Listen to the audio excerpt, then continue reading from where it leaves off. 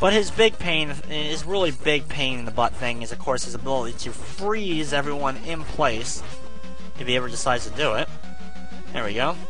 And then pretty much the only way he's going to be able to do anything to me is if he jumps up and hits me or shoots me in the face, one or the other.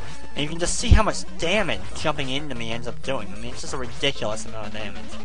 For whatever reason, his body touching me does so much damage. God damn, Bright Man. I'm gonna have to use a damn energy tank. God damn Bright Man all of a sudden being able to do a lot of damage to me.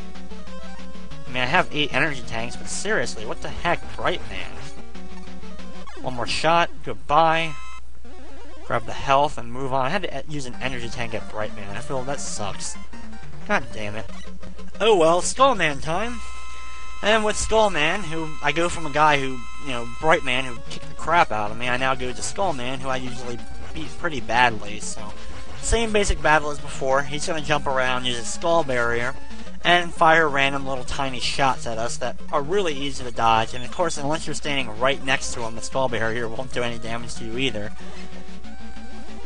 Ton easier than Bright Man. Come on, Skullman. There you go. Shoot him. Watch out for the shots. Fire a full-blown blast at him. Wait for him to come over. He's going to do the skull technique. And one more good shot. If I can get a full blast, there we go. Charge my health back up to full. And now we have the left side of the room done. 3 done, and we still have 5 more to go. As we start off with, Dive Man. Oh, fun. Let's go with Dive Man. Dive Man flies towards us immediately. Hopefully this time I do a lot better than I did the first time around on Dive Man. Hopefully I can destroy these missiles, don't end up killing me, or I don't end up jumping into them like I did last time. Jump around, fire my missiles. I just lost my charge shot at firing a random stupid missile. Come on, Dive Man. Halfway done. Over halfway done, actually. Charge up shot, jump over, charge up shot, fire. Falls underneath of me, jump up and shoot. Another one. Boom, hit him again. One more. There we go. Dive Man is completed. And here we go with, well, it's Toadman. We go from another one that usually gives me problems to a very easy one again. Kind of interesting the way this is working out here. We got the easiest guy of them all with Toadman. And the same strategy, just stand near close and he'll keep jumping around you. Slide underneath, run away in the opposite direction, or run underneath of him as he jumps over your head. And move back and forth. I can just keep moving back and forth in the same spot pretty much, and he'll just keep jumping in the same spots, and I'll just keep blasting him as I slowly drain the total length of his health. Firing more. There we go. He jumps over, another one. Boom, one more shot, and Toadman's eliminated. Okay, now we're over halfway, and we have 3 more Robot Masters left to go. And here we go with Dustman, another one of the easy ones. The first one we dealt with when we started playing this game. We have another easy one here today. Jump up, and anytime he fires his giant garbage cubes at us, we just want to jump in the same spot, because as we jump up into the air, of course the shot breaks apart and goes in multiple directions, but none of them go directly up, so Dustman has a really easy to dodge attack. And of course, him trying to bring us closer to him is really easy to get away from too, as long as you don't run in the same direction that he's trying to blow you in or suck you in. It's just wrong either way you say it. Shoots a garbage cube at us. Fire a big blasted shot. There's another one more shot, and boom, Dustman is done. Next up, I fully charge up my weapon. It's the fun man known as Ringman, who likes to kick the crap out of me sometimes as well. Okay, Ringman. Hopefully this time I don't get my butt kicked nearly as bad as I did the first time around. You gotta be really quick on your jumps, because as soon as he shoots out those rings, they immediately retract, so usually as soon as you land, like the microsecond you land, you need to immediately be jumping once again in order to be able to avoid the rings from actually being able to hit you. As that's what I'm being able to dodge around here, and boom, Ringman's taken out. Somehow the item health boost got frozen in air there. Not really quite sure how that worked out. One more guy left to go.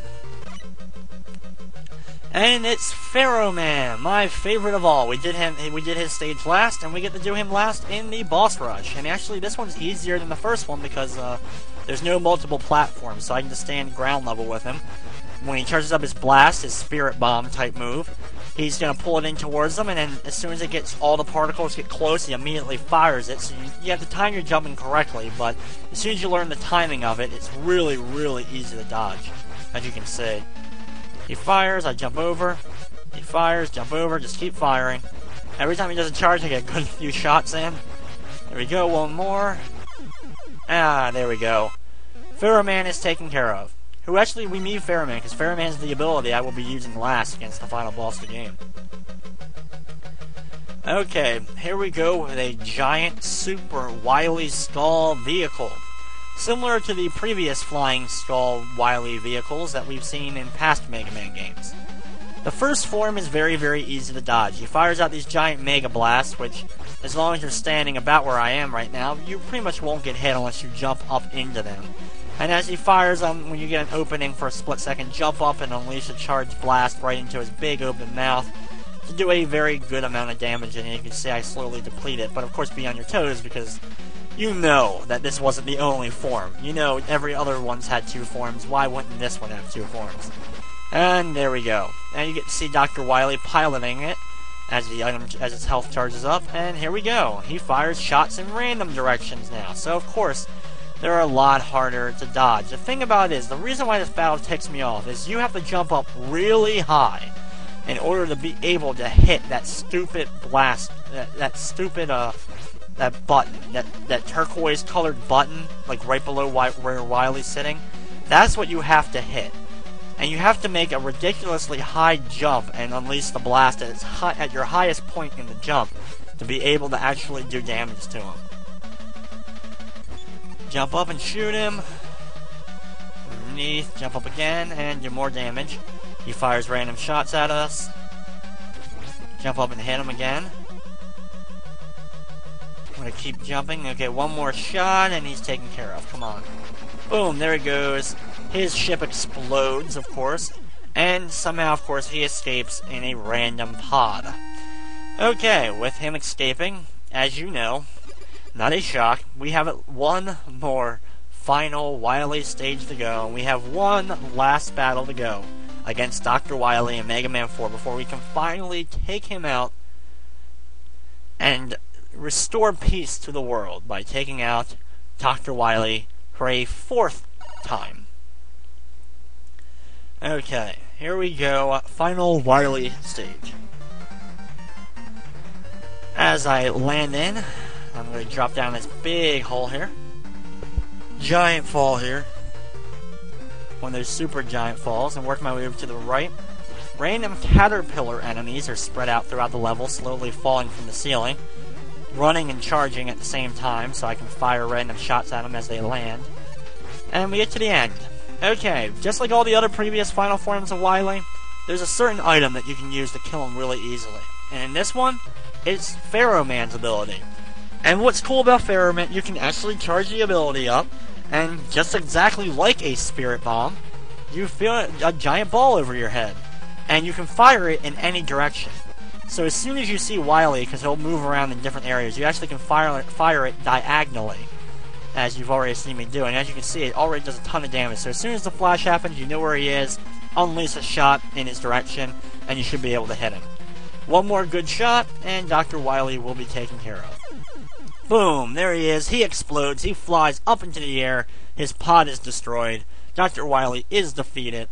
We run over to the left. Dr. Wily falls and grovels at our feet.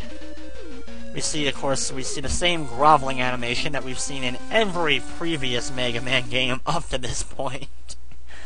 Dr. Wily is now smiling. He jumps up and he leaves. And of course, there's danger. He has now self-destructed his castle, so he must escape. Of course, you're going to see Dr. Wily being able to escape in his broken down piece of crap UFO. As he slowly, very, very slowly, falls away and goes off screen. And it explodes. The castle explodes into a giant skull, a giant skull cloud. As you saw Mega Man escape right few seconds before the castle exploded into a giant skull cloud.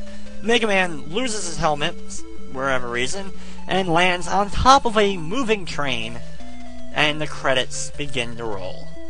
As you can see, nicely done backgrounds of mountains and such in the background, slowly changing colors, I guess, as the day would change, going from, I guess, going from day and slowly turning into night and such.